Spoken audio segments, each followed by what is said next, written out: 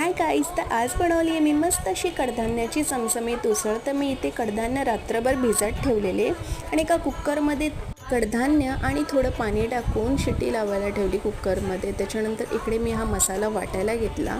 एका कढाईमध्ये जिरे, कढीपत्ता, तेजपत्ता आणि 2 हिरव्या मिरच्या छान अशा फ्राय केल्या। त्याच्यात वाटलेला मसालासुद्धा टाकला, छान असा तेल सुटेपर्यंत मिक्स केला आणि त्याच्यात मी मीठ, हळद आणि घरातला लाल मसाला, धने पावडर, गरम मसाला हा छानपैकी असा ॲड करून मिक्स केलं आणि छान असं तेल सोडेपर्यंत मिक्स करायचं। त्याच्यामध्ये मी 2 बारीक कापलेले बटाटेसुद्धा टाकले आणि आपले बॉईल केलेले कडधान्य याच्यात ॲड केले। थोडंसं पाणी टाकून म्हणजेच मिक्सरच्या जारमध्येच पाणी जे होतं ते याच्यात ॲड करून 20-25 मिनटं छान असं वाफेवरती शिजवलं।